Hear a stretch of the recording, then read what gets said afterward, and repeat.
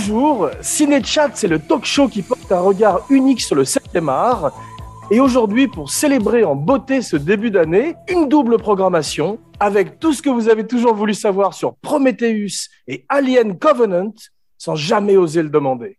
En triplex de Los Angeles, Paris et Biarritz, je suis votre hôte, Jean Weber, le podcasteur qui joue du pipeau et s'embrasse lui-même sur la bouche.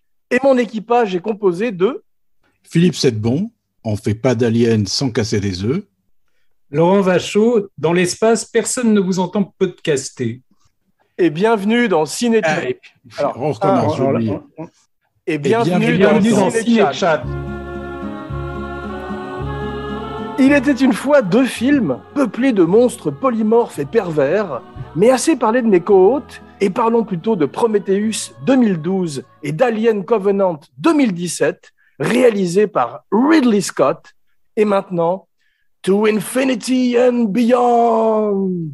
To boldly go where no man has gone before. Ravi de vous retrouver, mes cinébodies. Et tout d'abord, comme le veut désormais la coutume, Philippe, ta ou plutôt tes premières fois et tes premières impressions. Et ensuite, ce sera au tour de Laurent de raconter sa première rencontre avec Prometheus. Eh ben, on parle des deux ou on parle que de Prometheus là ? Les deux, on va parler des deux à la suite l'un de l'autre, mais si tu peux commencer par nous raconter les premières fois que tu as vu les deux films.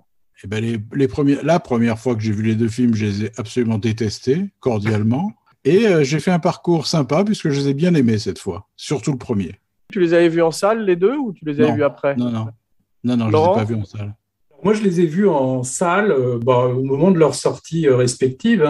C'est donc 2012 et 2017, tu dis, pour l'autre, déjà ? C'est ça, 5 ans d'écart. Et non, moi, je me souviens de l'avoir vu Prometheus. Je crois que je l'ai vu tout seul la première fois.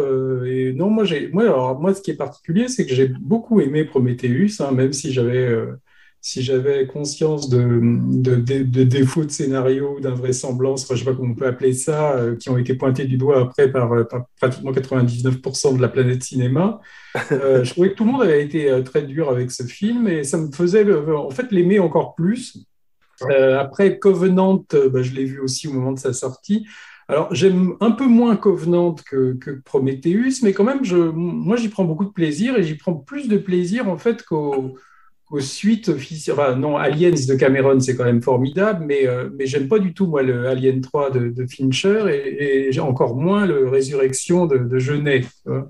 Je suis très d'accord avec toi. Moi, j'ai vu aussi les deux en salle. J'avais plutôt bien aimé Prometheus, avec les défauts qu'il a, qu'on va voir et dont on va parler aujourd'hui. Et j'avais beaucoup aimé également Alien Covenant, parce qu'il revenait donc aux racines du film d'horreur. Il y avait de nouveau des monstres, et j'aime beaucoup les monstres dans les films. Mais je suis content de poursuivre ce voyage intersidéral en votre compagnie, parce qu'on avait fait Alien ensemble, Laurent et Philippe, on avait fait Aliens.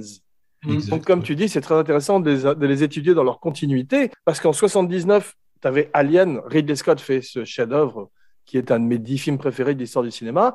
Et 33 ans plus tard, il revient avec Prometheus.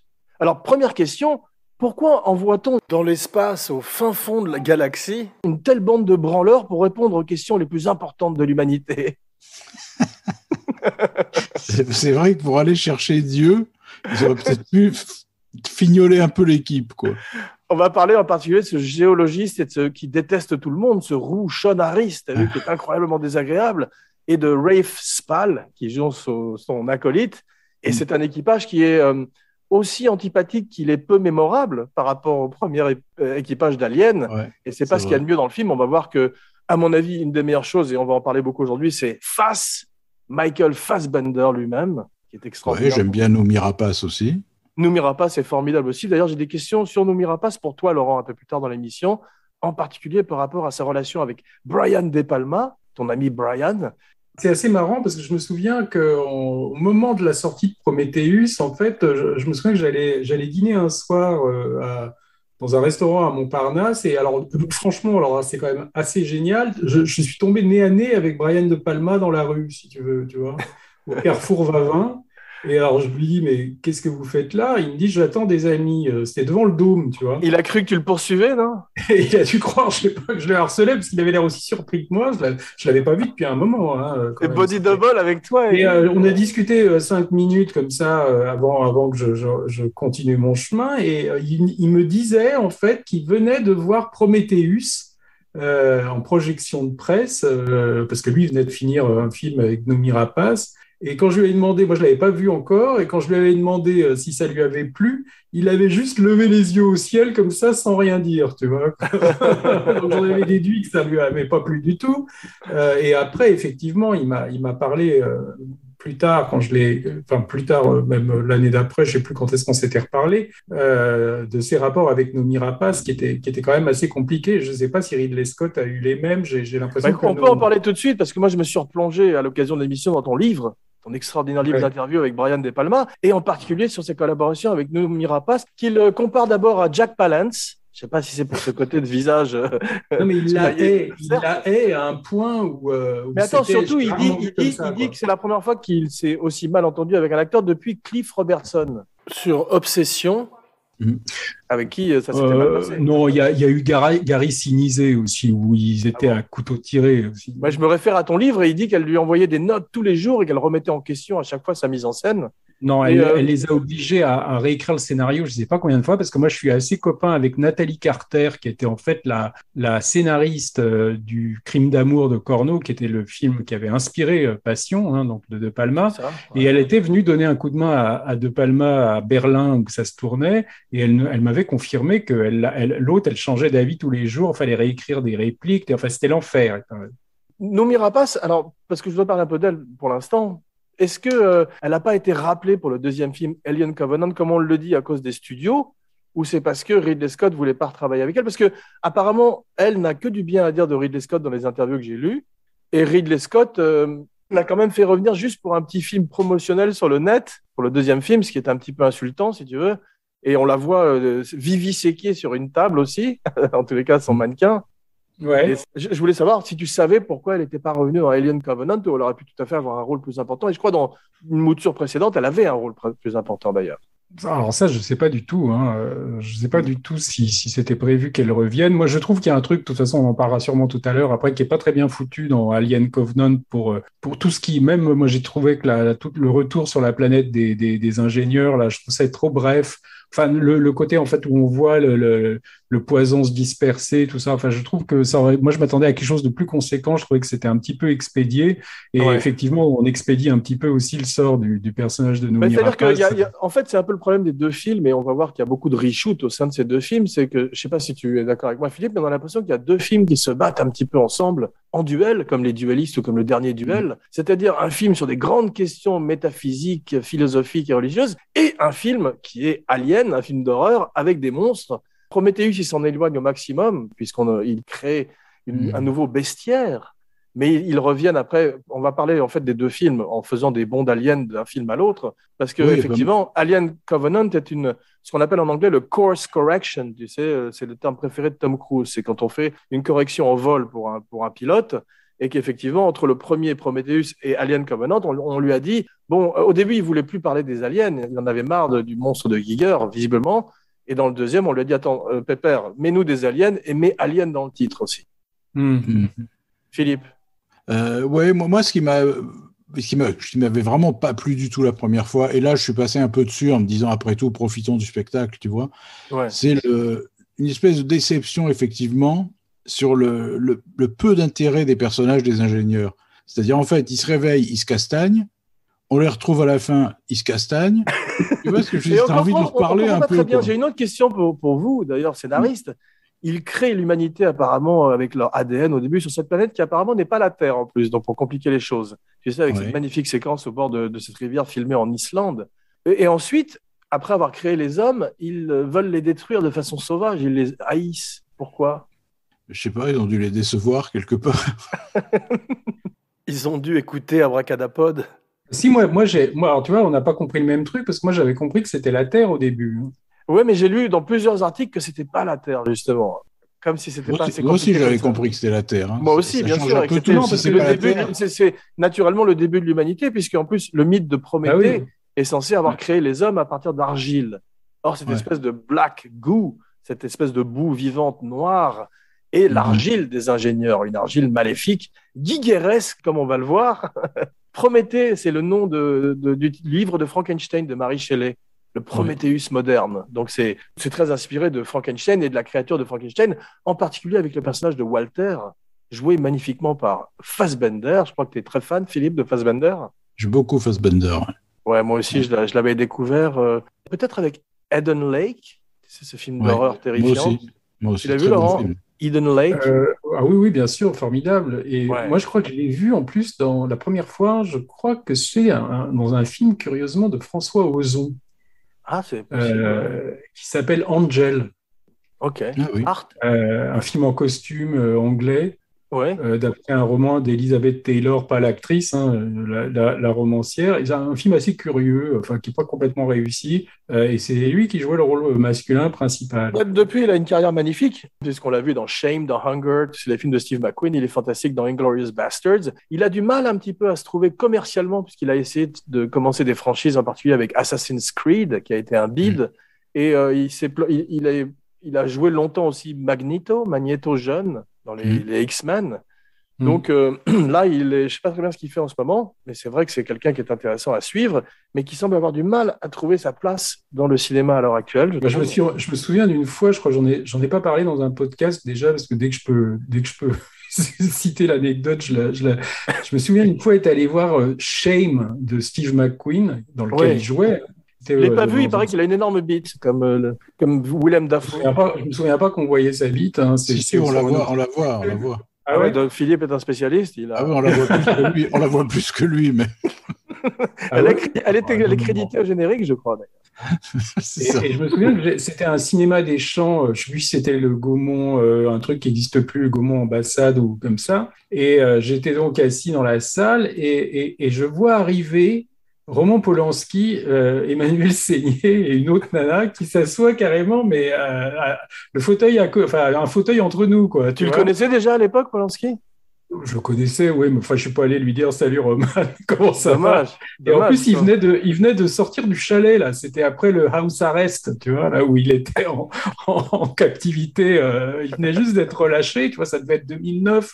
Non, mais alors il était là, si tu veux, je les entendais un peu parler, et pendant que le film commence, alors le film commence, et au bout d'un moment, au bout d'un quart d'heure, t'entends Emmanuel Seigné qui commence à dire « C'est chiant, Roman, allez, on s'en va, ça m'emmerde. » Et lui, non, encore un peu. Tu vois. et pendant 5 fois au moins pendant tout le film, elle était là, allez, on y va, j'en ai marre, ça m'emmerde. Et lui, non, encore un peu. Tu vois. Et en fait, je suis persuadé qu'il était venu voir le film pour Michael Fassbender. Parce que j'ai entendu dire après qu'il était pressenti pour l'époque où il devait faire J'accuse en anglais, quoi. Tu vois. Et on l'aurait bien vu aussi dans le rôle que Dujardin a joué finalement. Il s'était mis à envoyer des textos pendant le film. Après, il avait l'air de s'emmerder aussi, mais pour une raison mystérieuse, il restait jusqu'au bout. Et à mon avis, c'était pour voir Fassbender. C'est le sexe de Fassbender, mais c'est vrai qu'il a failli... on a parlé de lui pour James Bond. Il ressemble beaucoup au dessin d'Ian Fleming original. Lui et Tom Hiddleston ont ce côté acéré du Bond de Fleming. Mais peut-être qu'il est un peu trop vieux maintenant et que ce bateau est parti. J'ai lu une anecdote amusante, je crois que ça vient des Simpsons. Vous savez que pour les xénomorphes, les monstres d'Alien, le premier film Alien, en fait, c'est Die Hard. C'est-à-dire que c'est l'Alien le gentil, et il se retrouve coincé dans un vaisseau avec une bande de types, de gens qui veulent le tuer. Mais en fait, ce film, Prometheus, fait plus rappel un petit peu, tu le disais, je crois déjà dans un podcast précédent, Laurent, à Blade Runner et à ce monde de l'intelligence artificielle. Bien sûr. On sent que ça l'intéresse plus que les monstres, puisqu'il en a marre de l'alien et il ne veut plus parler de ce château hanté dans l'espace, mais maintenant, cette fois-ci, il veut parler des grandes questions de l'humanité. D'où vient-on? Où va-t-on? Et pour ça, il se sert de l'origine des ingénieurs. Vous savez sur qui est basé le look de l'ingénieur, que j'adore d'ailleurs, une des belles créatures du XXIe siècle? Le David de Michel-Ange. David de Michel-Ange, donc. Ah oui, ça ne m'étonne pas. Également, ça me faisait penser au statut national-socialiste un peu, tu sais. C'est vrai. Mais il y a 2 autres références qu'on voit d'ailleurs dans son visage. Il y a Elvis et la Statue de la Liberté. Ouais. Et c'est vrai, ils sont quand même magnifiques. Ce plan au début, quand il élève sa toge et qu'il boit cette espèce de potion et se dissout et tombe dans la cascade, c'est une grande scène de cinéma. C'est un film qui a, comme disait Kubrick, il faut 5-6 modules reliés les uns entre les autres pour avoir un film. 9 modules. Voilà, là, il y en a 4, 5 ou 6. C'est déjà pas mal pour un film, parce que cette scène dont on va parler tout à l'heure, où elle se fait une césarienne elle-même dans la machine, on dit une césalienne. Ouais. Une césalienne, d'ailleurs. C'est cela. Tu sais que l'inspiration aussi pour Fassbender, c'est justement Blade Runner, Sean Young en particulier, mais aussi HAL de 2001. Ben oui.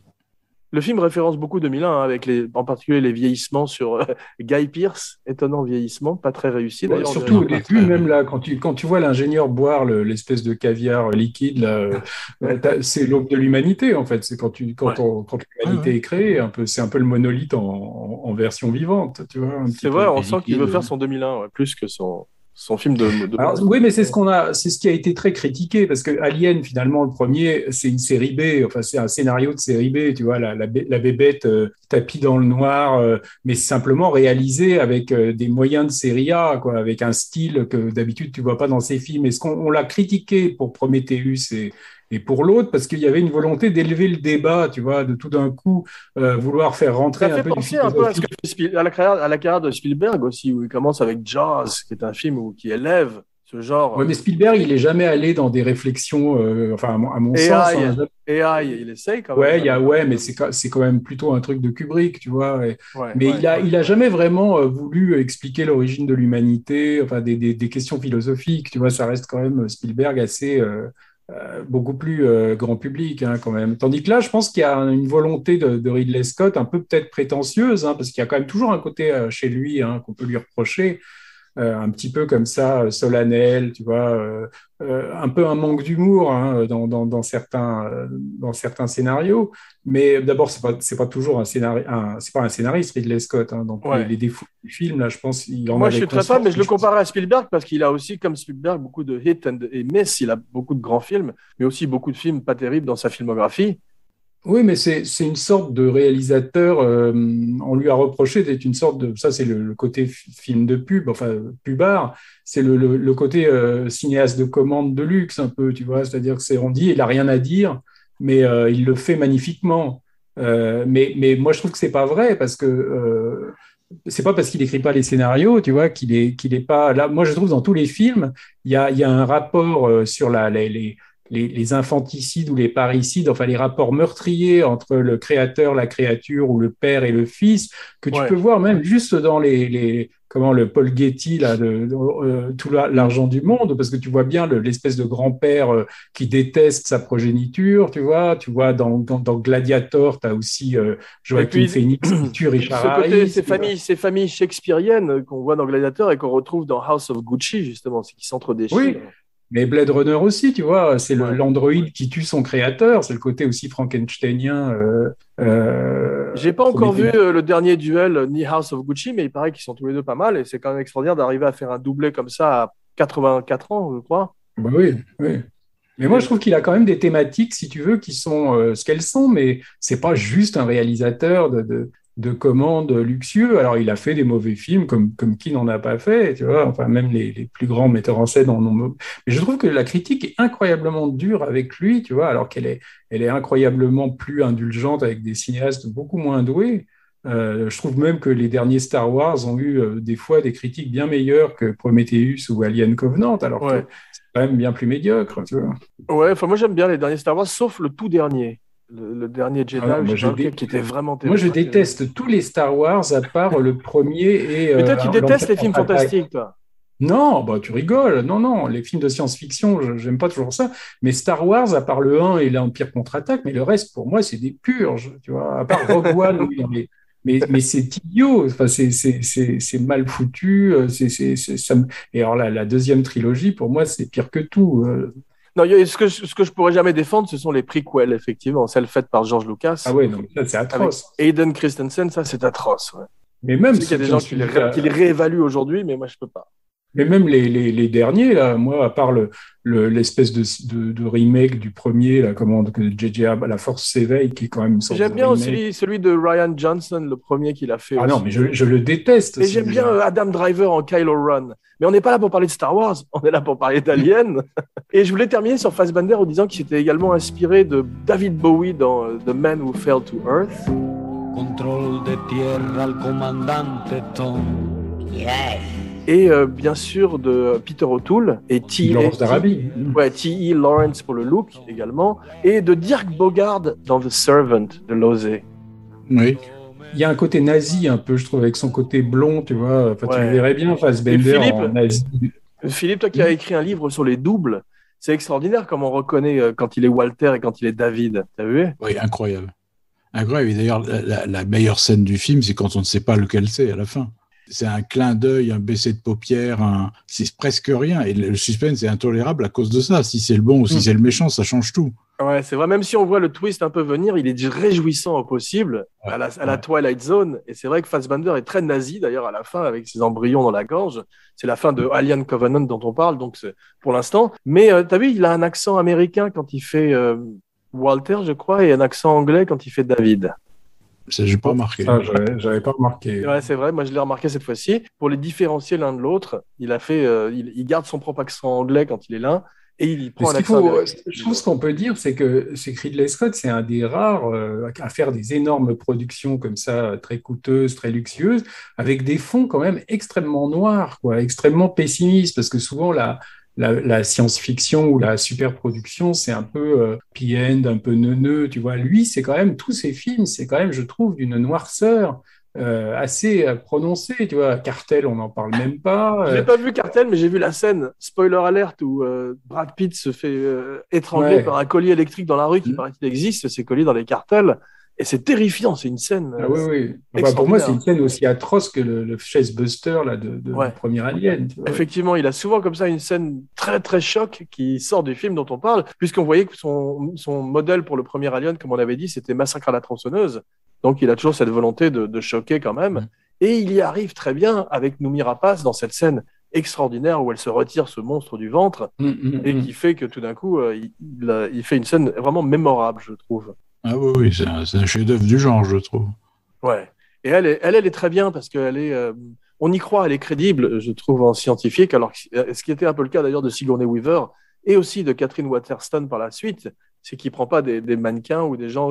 C'est pas comme dans, je sais plus quel James Bond ou comment elle s'appelle. Si, parce que dans Prometheus, tu as Charlize Theron qui, elle, au contraire, elle est l'espèce d'Arienne un peu, tu vois. Tu as presque l'impression que c'est un androïde un peu aussi, Charlize justement, Theron. ils font peser une ambiguïté un petit peu comme ils le faisaient sur Descartes, sur Harrison Ford dans Blade Runner. Mais je suis pas sûr c'est pas passionnant son rôle à Charlize Theron. Au départ, Ridley Scott la voulait pour faire le rôle de Noomi Rapace. Elle n'était pas libre. Finalement, elle s'est libérée, mais entre-temps, Rapace a été castée. Donc, elle se retrouve dans ce rôle de Vickers, qui est effectivement la fille de Wayland, la fille de Guy Pearce. Non, mais c'est presque un second rôle. Hein. Ouais, c'est pas passionnant du tout, c'est bordure caméo, elle n'a pas grand-chose à faire, sauf apparemment de coucher avec Idris Elba, qui lui non plus n'a rien à faire dans le film. Les équipages sont un peu bizarrement, sacrifiés. il y a un truc où tu te dis, bon, Charlize Theron, elle doit pas être là juste pour faire ça. Donc, ça entretient une espèce d'attente autour de son personnage. Bon, à la fin, tu te rends compte que c'est aussi la fille de Guy Pearce, mais c'est vrai que sa trajectoire est pas, c'est pas ce qu'il y a de mieux dans le film. Ouais. Mais c'est un peu la différence avec le casting de Alien, où tout d'un coup, tu avais Yaphet Kotto, Harry Dean Stanton, tous ces acteurs extraordinaires du cinéma des années 70, et qui amenaient une véracité au film, et tu n'avais pas besoin d'avoir un nom, entre guillemets. Oui, mais regarde, franchement, Alien, les personnages, c'est pas non plus, tu vois, c'est très, c'est basique. Hein. Enfin, Alien, on avait vu que l'intelligence d'Alien, c'était effectivement de changer de genre et de passer dans le film de guerre. Oui, c'était d'avoir mis aussi une femme comme personnage de celle qui s'en sortait à la fin. Mais c'était le cas de Alien et c'était le cas de Massacre à la tronçonneuse, de Final Girl. Mais la caractérisation des personnages, bon, c'est un peu hawksien comme film, tu vois. Mais justement, il faut des acteurs de la trempe de Harry Dean Stanton et de Yaphet Kotto pour, avec une chemise hawaïenne, des cigarettes et très peu de choses, arriver à créer un personnage. Ils le font aussi dans The Thing, où tu as Windows, le type avec les lunettes. On se rappelle de lui parce qu'il a des lunettes, tu vois. C'est les acteurs qui amènent, en fait, parce qu'il n'y a pas grand-chose sur le papier. Et par exemple, je trouve que Danny McBride s'en tire bien dans Alien Covenant parce que, comme dit Ridley Scott, c'est un hommage à Slim Pickens dans Dr. Folamour. Et j'aime bien Danny McBride. Et j'aime bien les comiques dans des rôles dramatiques. Non, mais c'est vrai que le casting est peut-être moins réussi dans Prometheus que dans Alien, tu vois, parce qu'il y a des personnages, on s'en souvient plus très bien, et peut-être qu'il y en a trop, je sais pas. Et en même temps, des gens comme Rafe Spall ou Sean Harris ou Idris Elba, bien sûr, sont tous des grands acteurs. C'est simplement que sur le papier, ils n'ont pas grand-chose à foutre. Ils sont tous, ce qui m'a frappé dans Prometheus, c'est qu'ils sont tous très oubliables. Tu vois, par exemple, Billy Crudup qui joue dedans. Ça, c'est dans le deuxième, c'est dans Covenant. Tu vois, je m'en souviens déjà plus de lui. Je ne sais même plus ce qu'il faisait, comment il est mort. Enfin, tu vois, c'est des trucs j'arrive pas à m'attacher à lui ou à m'intéresser à lui. C'est vrai, en particulier, le petit ami de Noomi Rapace, qui est le sosie de Tom Hardy, est tout à fait oubliable aussi. Ouais. On se rappelle presque pas de leur mort, et effectivement. Ah si, tu te rappelles de sa mort au mec, parce que quand même, c'est assez dégueulasse. Celui qui change, là, enfin, qui commence à devenir... c'est ça, à muter, parce que pour la première fois dans l'univers d'Alien, il y a des zombies, tu as vu, parce qu'ils balancent des nouvelles créatures, ce que j'aime bien d'ailleurs, l'idée que tu as ces espèces de serpents, il les appelle, d'ailleurs, il les appelle les trilobites et les hammerpeds, trilobite et hammerpede, et c'est vrai que ces deux, ce géologue qui arrivent et qui veulent caresser ces têtes de serpents en disant « Oh, it's so cute, it's so pretty, il est tellement mignon ».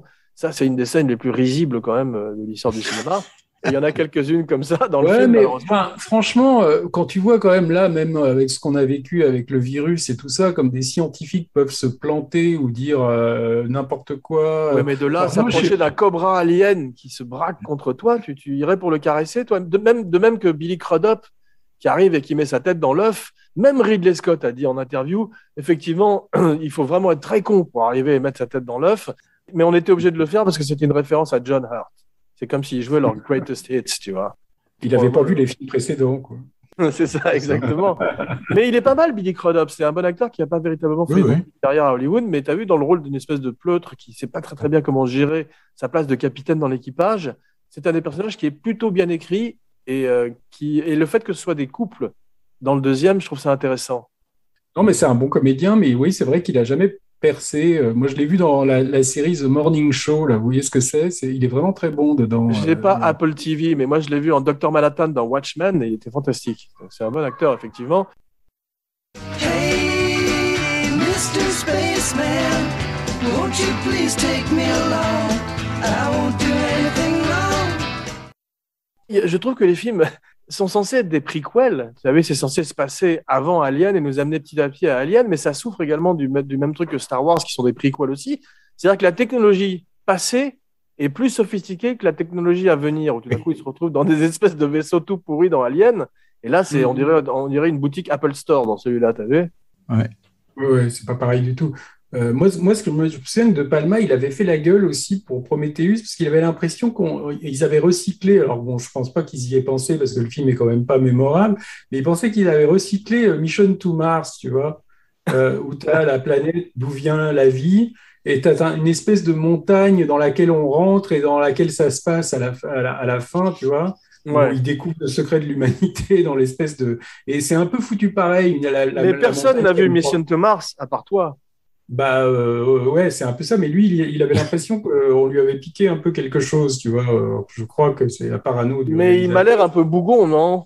Toi qui l'as côtoyé. Ouais, non, il est toujours extrêmement critique de films comme ça, qui sont un peu de metteurs en scène de sa génération ou de son niveau, et de son niveau de l'époque. Et au contraire, il s'enthousiasme justement pour des films qui sont souvent des films faits par des metteurs en scène d'un statut beaucoup moindre, tu vois. Ils sont tous comme ça, hein, franchement. William Friedkin, il t'expliquait que Billy Elliot, c'était un des plus grands films de l'histoire du cinéma, tu vois. Tarantino aussi a des goûts comme ça bizarres de temps en temps. Mais tu as vu, Cameron a développé une suite d'Aliens pendant longtemps, mais tout d'un coup, quand ils ont commencé à faire la série des Aliens versus Predator, il s'est désintéressé du truc, et Ridley Scott aussi dit que c'est le moment où le monstre de Giger est devenu un petit peu trop omniprésent et n'a plus ce mystère et cette espèce de terreur qu'il a pu avoir dans les années 70 ou 80. Et ça explique pourquoi il essaye de s'en éloigner avec ce film, qui est plutôt un bon succès, parce que pour un budget de 130 millions de dollars, ce qui n'est pas énorme, il en rapporte 400. Plusieurs scénaristes se succèdent, dont Damon Lindelof. C'est lui qui donne ce côté justement mystère, le côté Lost, la série télé dont j'étais pas particulièrement fan, souvent posant des questions et apportant finalement peu de réponses, ce qui est également le cas de Prometheus. Et en fait, il n'est pas fan d'Alien. Dans tous les cas, il n'a pas envie de faire Alien, et c'est pour ça qu'il a le job, parce que Ridley Scott veut lui aussi s'éloigner de la mythologie de Giger. Mais il y a un truc drôle, c'est que Lost, moi j'aimais bien Lost, hein, même si par moments on était, comme on dit dans le titre, perdu. Hein, mais ça a cartonné en tous les cas. Ouais. Moi je pense qu'ils ont vraiment été complètement. Tu l'as vu, Philippe, non, la série? J'ai lâché au bout de 10 épisodes ou quelque chose comme ça.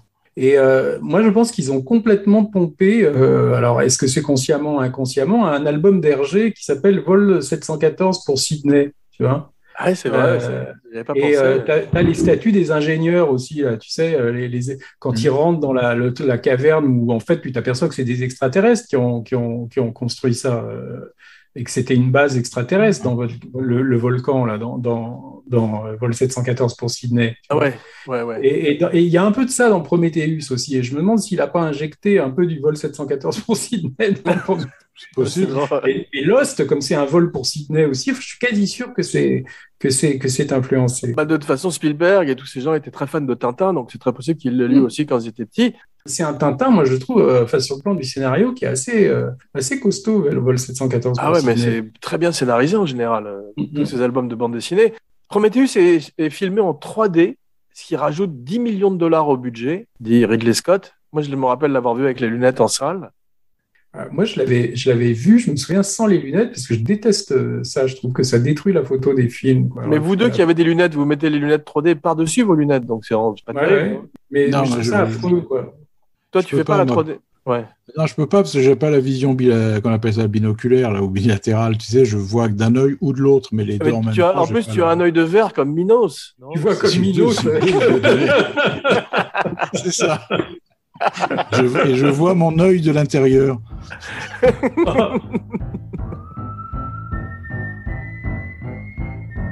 Qu'est-ce que vous pensez de la créature finale qu'on appelle le deacon, le diacre, parce qu'il a une mitre de cardinal?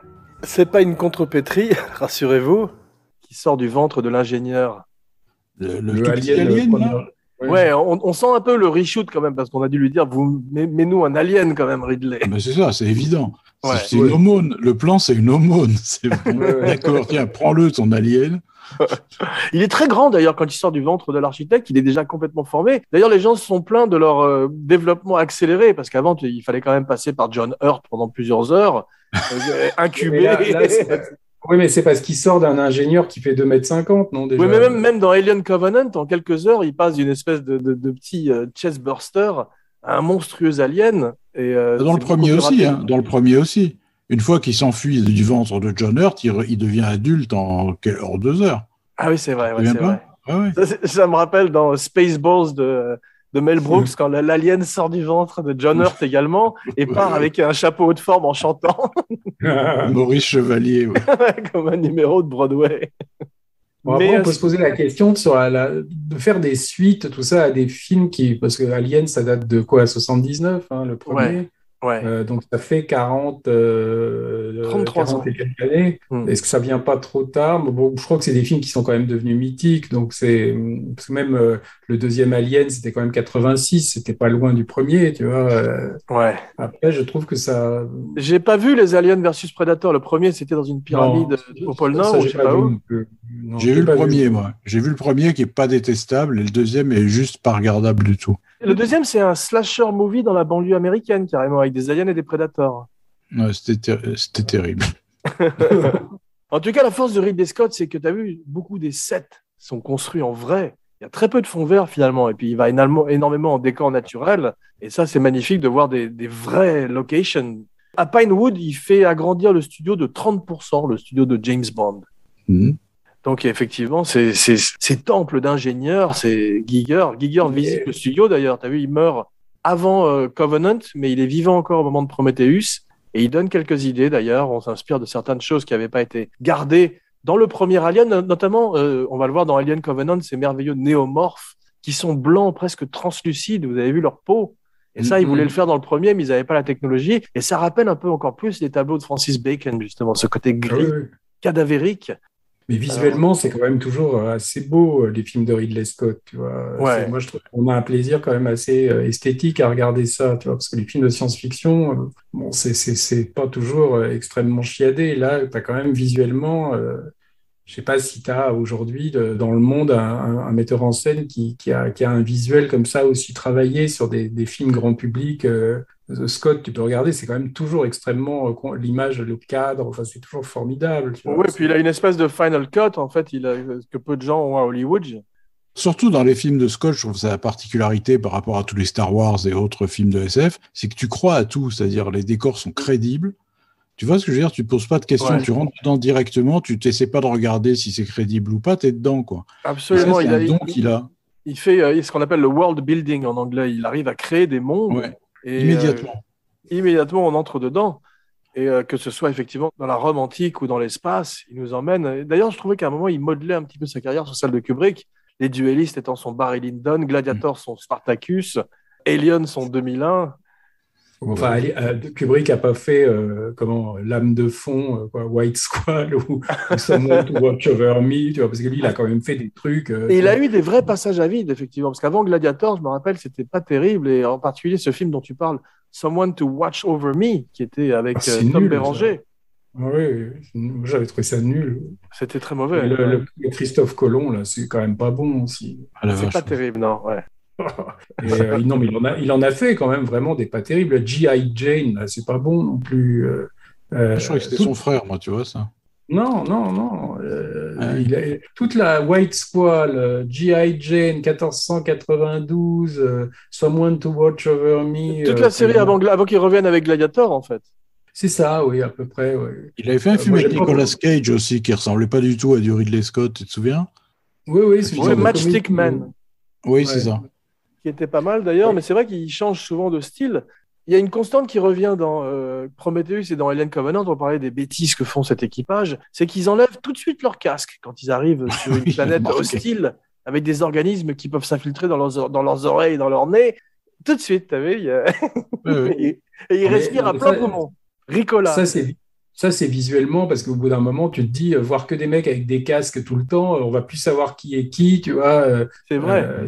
Et tu as vu, ils ont une vision à 360 degrés, ceci dit, parce qu'il s'est inspiré des bureaux de Steve Jobs, où on pouvait voir tout autour de soi. Mais c'est vrai qu'ils enlèvent immédiatement leur casque et immédiatement, ils commencent à avoir des problèmes. C'est dans Covenant que ça rentre par les oreilles et tout, non? Enfin, ouais, c'est ça. Mais quand même, David lui fait boire au petit ami de Noomi Rapace, il lui fait boire de l'alien.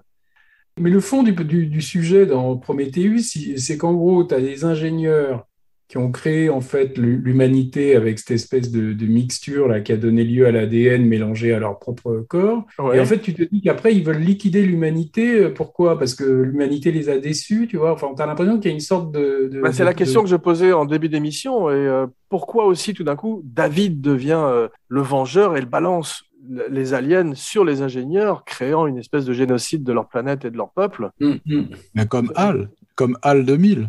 Ah, c'est ça, ouais, c'est qu'il d'un coup, il devient effectivement fou. Et d'ailleurs, Walter le dit en dénonçant le fait qu'il était trop proche des humains dans sa folie, effectivement.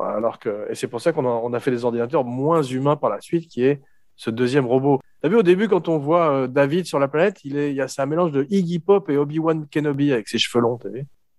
Blond. Oui. Et c'est Covenant, ça commence par un prologue après où on voit Guy Pearce jeune alors que tu le vois que vieux dans Prometheus. Ça pose un peu de manière un petit peu quand même appuyée le côté rapport du créateur et de la créature. Ouais, je suis d'accord. Je suis d'accord. En plus, comme il y avait les titres du générique qui est sur la scène, je trouve que ça faisait très téloche. Ouais. Tu vois, c'est possible, mais c'est pas élégant, quoi. Face à face quand même, en particulier. C'est intéressant ce qu'il disait. Ouais, mais tu as un peu l'impression d'une pub Apple aussi, un peu, tu vois. Enfin, il y a un côté. Ça fait un peu pub l'environnement, je trouve. Mais il y a toujours ces grandes fenêtres avec des projections à l'extérieur qu'on retrouve également dans Prometheus et qui est ce monde futur. D'ailleurs, c'est beau parce que je trouve que le fait d'avoir choisi de prendre des couples pour Covenant est plus intéressant parce que ça nous ramène à des personnages plus humains après avoir eu des Marines dans l'espace, des espèces de prisonniers moines avec le film de Fincher. Où je ne sais pas très bien ce qu'était l'équipage de Jean-Pierre Jeunet. C'était Dominique Pinon, Ron Perlman. Covenant, je me souviens encore moins des gens de l'équipage que de Prometheus, moi. Je me souviens du gars avec son chapeau de cow-boy et puis de Billy Crudup, mais les autres, les nanas, tout ça, je sais qu'il y en a au moins 2 ou 3. Les autres sont plus, effectivement, on peut disposer d'eux, parce que c'est plus comme dans les films d'horreur, jusqu'à une scène de douche dans Alien Covenant qui sent le reshoot aussi, où ils ont dit qu'ils voulaient faire un hommage à Psychose, mais c'est tellement rapide. Et on se demande surtout ce que ça fait dans un film d'Alien, tout d'un coup. Moi, dans Covenant, je trouvais que c'était tout le début qui était trop long, enfin, jusqu'à ce qu'ils arrivent il y a James Franco qu'on voit aussi sur des iPads ou je sais pas quoi, enfin, qui est mort. Enfin, tout ça, mais t'as vu, il a envoyé des stock shots de 127 heures parce qu'il est en train de monter une montagne. Mais je trouvais que ça, on aurait pu s'en passer. Enfin, c'était un peu longuet, quoi. C'est drôle qu'ils aient pris un acteur pour un caméo comme ça, parce qu'on voit effectivement une seconde encore plus court que Janet Leigh, puisqu'il brûle tout de suite dans son caisson de cryogénisation. Mais ils s'en sont pas servis. Parce que Guy Pearce, il avait fait des espèces de teasers, non en fait, où on le voyait jeune pour Prometheus, des espèces de petits spots de lancement qui ne sont pas dans le film, en fait. C'est inspiré du Dark Knight. Il y a une très grosse campagne virale sur le net avec des indices, des choses pour les fans et des petits films promotionnels comme ça, qui étaient censés également vendre David, l'androïde, je crois, promouvoir et présenter. Ouais. Mais aujourd'hui, quand tu dis que t'aimes Prometheus, mais les gens se foutent de ta gueule, quoi. C'est comme si tu parlais d'un nanar, tu vois. Ouais. C'est ça que je trouve complètement dingue. Et Covenant, on n'en parle même pas. Il y en a qui te disent que c'est un des pires Ridley Scott. Alors que c'est pour moi un de ses meilleurs et un des meilleurs films d'Alien aussi. Et je préfère Covenant à Résurrection ou à film de Fincher, de loin. Non, mais tous les films de Scott, franchement, Hannibal, les gens te disent que c'est de la merde, alors que moi je trouve que c'est même meilleur que le bouquin de Thomas Harris. Meilleur que Le Silence des Agneaux? Non, pas meilleur que Le Silence des Agneaux, mais le livre Hannibal, c'est vraiment pas bon du tout. Non, c'est pas terrible, mais je revisiterais bien le film, effectivement. Tu l'avais vu, Hannibal? Le film, moi, je le trouvais pas mal. Moi, j'ai adoré Hannibal, ouais. Ah bah, je crois que c'est peut-être intéressant à revoir, effectivement. Il y avait un côté Belle et la Bête, et puis je me rappelle que Ray Liotta mangeait son propre cerveau. Ah ouais, c'est quand même assez dingo, là. En parlant de scène choc. Non, t'as Anthony Hopkins qui déjà est un peu vieux, je trouve, pour jouer un docteur Lecter qui est censé être terrifiant, parce que tu vois quand même qu'il a pris un peu... Beaucoup trop vieux. Le plus drôle, c'est que je crois que c'est dans Red Dragon, où il est très vieux aussi. Il a un flashback avec une petite queue de cheval, tu as vu, pour le rajeunir. Oui, parce que Red Dragon, c'est censé venir même encore avant Le Silence des Agneaux. C'est ça, mais j'aime bien Red Dragon aussi, de Brett Ratner, parce que je trouve que c'est intéressant. Moi. Ça m'amusait de revoir Hopkins en lecteur, et parce que c'est Brian Cox qui l'avait créé dans le Manhunter, qui était le Red Dragon original. Brian Cox, ça m'avait rien. Enfin, j'avais pas gardé une grande impression. Hein, parce que c'est un grand acteur, Brian Cox. Il avait un tout petit rôle dans Manhunter. Oui, puis il jouait lecteur de façon très différente, de façon beaucoup plus réaliste, de façon beaucoup moins théâtrale et opératique. Et effectivement, comme dit Philippe, il y avait moins de choses sur le papier aussi. Ouais. Et Friedkin, il m'avait dit qu'au départ, Michael Mann, il lui avait demandé de jouer le Dr Lecter dans Manhunter. Ah, c'est vrai, tu m'avais dit ça. Et il l'avait très mal pris, quoi, tu vois. Parce que, en fait, Friedkin voulait faire depuis longtemps le Dragon Rouge. Lui, il avait voulu le faire en film, tu vois, dans les années 80. Et en fait, il n'avait jamais pu. C'était Dino De Laurentiis, je ne sais pas, il s'était engueulé avec, il n'avait pas voulu lui donner les droits du bouquin. Mais Dino De Laurentiis a fait un bid avec Manhunter et il a laissé tomber les droits du bouquin et paf, Le Silence des Agneaux. C'est pour ça qu'il était furieux et qu'il est revenu avec Hannibal. Oui, mais avant Manhunter, Friedkin était allé le voir avec David Geffen, le producteur, pour racheter les droits de Red Dragon à Dino De Laurentiis. Et De Laurentiis, il avait fait un film avec Friedkin où il s'était très mal entendu avec lui, c'était Brink's Job. Ouais. Et il a jamais voulu lui donner les... Donc, ils se haïssaient, les deux.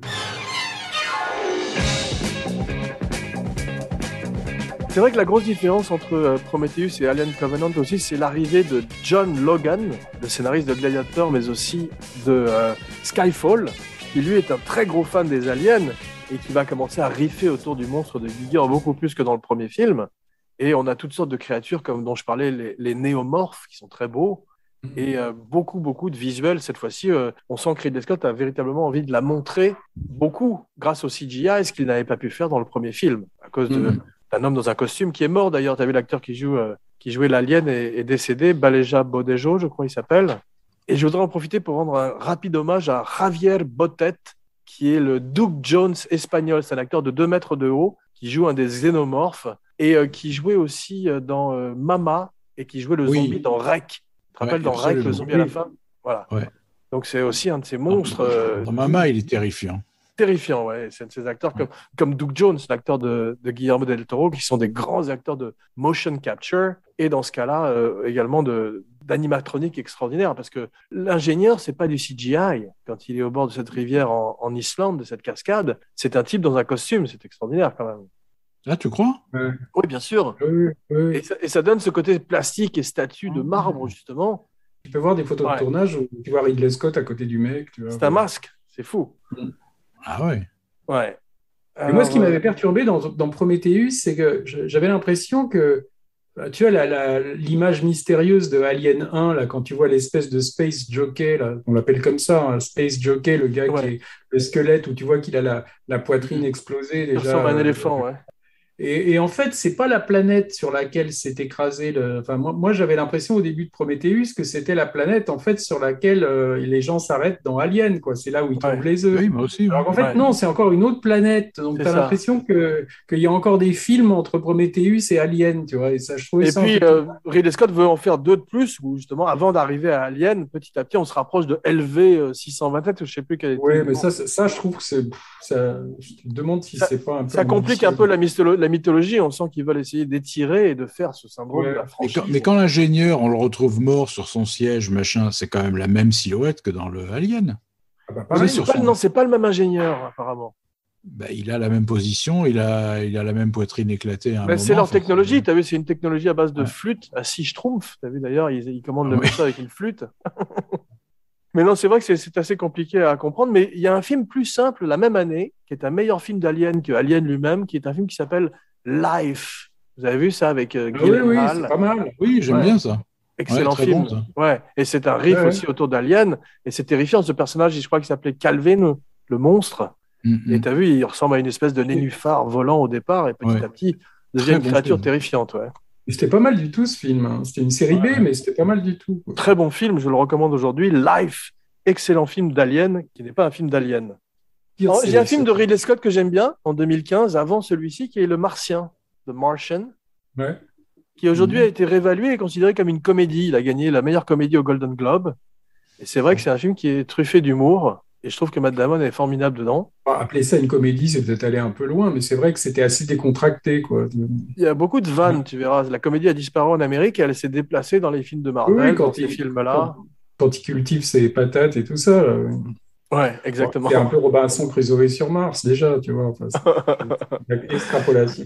J'adore la tradition dans les films où les personnages s'appellent du nom de là où ils sont nés, comme Danny McBride dans Alien Covenant qui s'appelle Tennessee, t'as vu, c'est comme si ou du nom où ils habitent, c'est comme si je t'appelais Biarritz, Philippe. Voilà, et Capitaine Dallas aussi dans.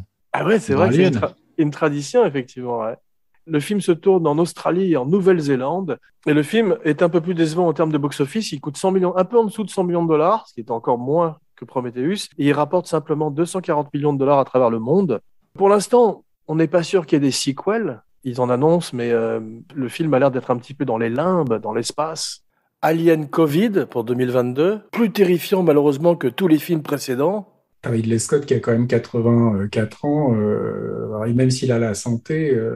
Il reparlait du projet de Neil Blomkamp, tu sais, qui avait travaillé pendant assez longtemps sur une suite potentielle à Aliens. Je crois qu'il y aurait eu Michael Biehn, où il aurait repris Michael Biehn et Sigourney Weaver. Mais c'est vrai que pour l'instant, il n'y a aucun projet qui a été annoncé. Peut-être ça se déplacera sur la télé, comme une série, tout d'un coup sur Alien. Ouais. Mais c'est marrant comment ils ont développé un univers et des ramifications, etc., sur un film, comme disait Laurent tout à l'heure, qui est un sujet de série B très confiné, quoi. Ouais. C'est-à-dire, c'était des gens qui se font massacrer dans un vaisseau par un alien, tu vois, c'était Dracula, très simple en soi. L'histoire, effectivement, gothique, mais dans l'espace, quoi. Et d'avoir développé toutes ces choses, tout ça, jusqu'à parler de la quête de Dieu, tu vois, c'est vrai que c'est étonnant. C'est ce qu'on lui a reproché, c'est-à-dire de vouloir faire de la réflexion philosophique à partir d'un truc qui était très basique, tu vois. Ouais. Mais en parlant de l'avenir du film, c'est vrai que le fait qu'il soit chez Disney aussi aujourd'hui, c'est peut-être pas complètement la politique de Disney d'avoir ces créatures phalliques et ces œufs en forme de vagin qui vous sautent au visage.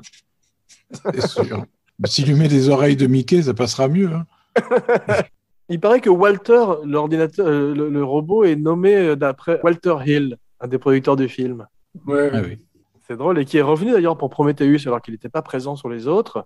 Il y a un type qui s'appelle David Giler aussi, qui était un des producteurs de c'est peut-être ça, Walter et David alors aussi. Ouais. David Giler. C'est drôle. Cette fois-ci, on n'a plus un chest burster, mais on a un back burster et un mouth burster. Oui. L'alien sort par le dos et par la bouche. Ridley Scott, je pense qu'il a un truc aussi par rapport aux nazis, parce que tout le truc avec Naomi Rapace qu'on retrouve en espèce je sais pas, on a l'impression des expérimentations des nazis un peu, tu vois. Ah oui, tout ce que fait... C'est un peu ça a été une créature créée un peu pas comme des mecs dans des camps de concentration qui auraient pu il a un côté Mengele, mais il a un côté voilà. aussi... Il a un côté aussi Giger quand on entre dans l'antre de David, on a l'impression d'arriver chez Hans Rudi Giger à Zurich. Un peu, ouais. Mais tu as vu le moment où il régurgite les œufs d'alien de sa bouche et il les place à côté des colonisateurs futurs. Il paraît que Ridley Scott s'est inspiré des mules qui passent de la cocaïne dans leur bouche et qu'il avait étudié au moment de Cartel, en fait. Ouais. J'ai pensé tout de suite. Ah ouais, tout de suite. C'est vrai que ça. Ouais. Et c'est vrai que Fassbender est extraordinaire quand il dit "Don't let the bed bugs bite" à la fin et que la fille se rend compte que c'est lui, que c'est le méchant robot. Là, tout d'un coup, elle part dans. C'est très conte de fées aussi avec ces gens qui s'endorment. Il écoute pas du Wagner aussi, c'est ça qui me faisait penser aux nazis. C'est Parsifal, je crois, non? C'est pas ça. Rheingold, je sais pas quoi, c'est l'entrée. Le crépuscule des dieux. L'entrée des dieux au Valhalla. Au Valhalla. C'est ça, ouais. Il y a un truc qui est curieux, c'est que les robots vieillissent et dans Alien, tous les robots sont des vieux blancs middle-age, t'as vu? Que ce soit Lance Erickson, que ce soit Ian Holm ou Fassbender, c'est d'étranges vieux robots. Dans Aliens, c'était Roy Scheider au départ qui devait faire le personnage que joue Lance Erickson, le robot. Ah ouais. Ouais, ça aurait été intéressant aussi. Je sais plus pourquoi il a quitté le navire au dernier moment, mais c'était lui en fait qui devait faire l'androïde. Wow. T'as vu la première phrase de Walter quand il est dans le vaisseau, il dit "On my way, mother", et c'est vraiment Norman Bates, encore une référence à Psychose. Ouais. Tout seul dans ce vaisseau. Mais moi, Prometheus, c'est un film que je revois, tu vois. Covenant, un peu moins. J'ai dû le voir 2 ou 3 fois. Alors, Prometheus, depuis sa sortie, j'ai bien dû le voir, à mon avis, au moins 5 fois. Quoi, tu vois. Il y a un acteur que j'aime beaucoup dans Alien Covenant, qu'on voit pas, qui n'a pas grand-chose malheureusement, qui est Damien Bichir, un des plus grands acteurs mexicains, qui reçoit un alien au visage et qui a le visage brûlé de façon horrible. Mais lui, il joue dans...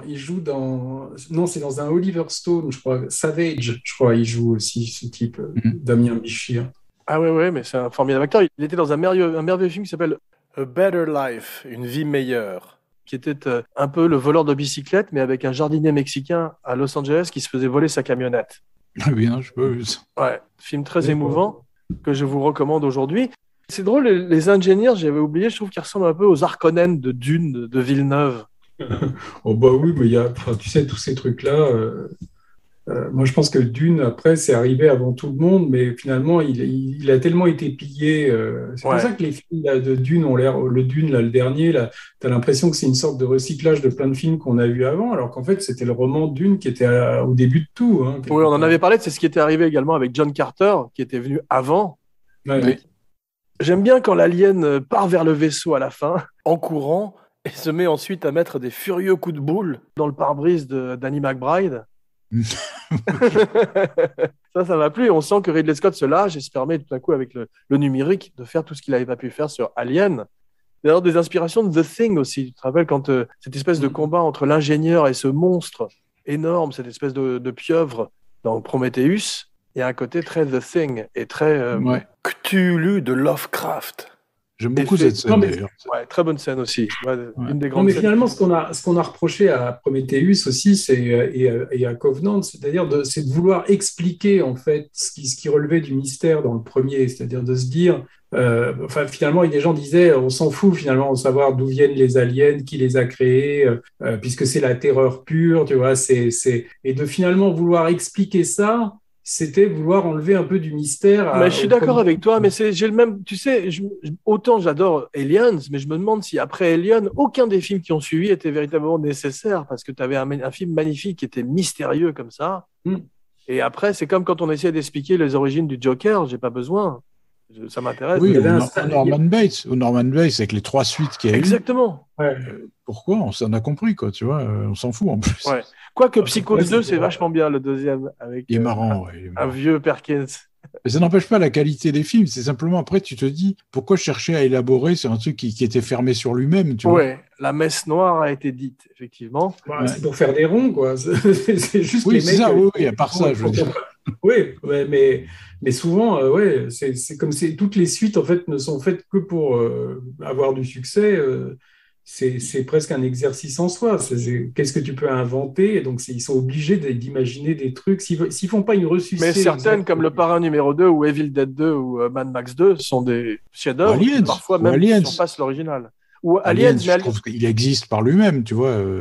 Ouais. D'ailleurs, tu sais, tu connais l'histoire de Aliens, parce que ça a été confirmé cette semaine sur Twitter par James Cameron, qui est arrivé effectivement dans le bureau des exécutifs, qu'il a écrit Alien sur un tableau noir et qu'il a rajouté un S et qu'il a mis 2 barres pour $ pour Aliens. Ouais. Et apparemment, c'est une histoire vraie. Alien, pour qu'elle revienne. Ce que j'adore dans le film, c'est que le méchant, à la fin, Walter, est en survêtement, ou plutôt David, donc il est très confortable. Bien, mes cinébodies, merci pour ce podyssée de l'espace. Avez-vous un dernier mot sur Alien, Covenant ou Prometheus? Non. Je veux dire, vous avez vu qu'on n'a pas dit grand-chose sur Alien Covenant, quand même. Bah oui, parce que je les pense trucs principaux, on les a dit sur Prometheus. C'est vrai qu'il est un film peut-être plus riche, mais moi j'aime bien le côté quand même série B de Covenant. Et certains personnages comme Danny McBride, l'idéal aurait été peut-être de prendre le meilleur des 2 films pour n'en faire qu'un seul, mais je trouve que les 2 films se voient très bien en fait comme une double programmation, une double pénétration, on pourrait dire, pour un alien. Mais dans Covenant, le personnage de comment elle s'appelle, c'est Kathleen Waterston, ouais. Il n'est pas très marquant, tu vois. Non, ça je suis d'accord. Moi, ça m'a beaucoup gêné, ce personnage. Elle n'est pas passionnante et c'est juste un riff aussi, une fois de plus, autour du personnage de Ripley. Le rapace, elle a quand même quelque chose dans Prometheus, elle a un truc à défendre, un vrai rôle, tu vois, tandis que celle-là... Elle a une rage naturelle, alors que l'autre est un peu larmoyante, un peu, tu vois. C'est vrai, mais c'est difficile avec un tel rôle. Je pense qu'il y avait trop de monde dans Covenant. L'équipage, il y a trop de personnages, je crois. Et maintenant, lequel d'entre nous est un androïde et lequel d'entre nous a un alien dans le buffet? Vous le saurez en suivant nos prochaines aventures dans CinéChat. En attendant, n'oubliez pas de liker, de partager, de commenter partout où on écoute des podcasts, iTunes, Stitcher, SoundCloud, plus une bonne critique et 5 étoiles sur iTunes. Et souscrivez à la chaîne YouTube avec les fantastiques vidéos de Romain Lénoff. Bonne année et bonne alien. Pour CinéChat et Abracadapod, je suis votre capitaine Jean Weber. Je suis l'ingénieur Philippe Sedbon. Je suis l'androïde Laurent Vachaud. Et à bientôt dans CinéChat. Ah, mais c'est des vrais exercices orthophonistes que tu nous fais faire. C'est de plus en plus difficile. En plus, à nos âges, pour se rappeler un texte pareil. Ah oui. Ils sont pas cons. Que disiez-vous? Et bienvenue dans CinéChat.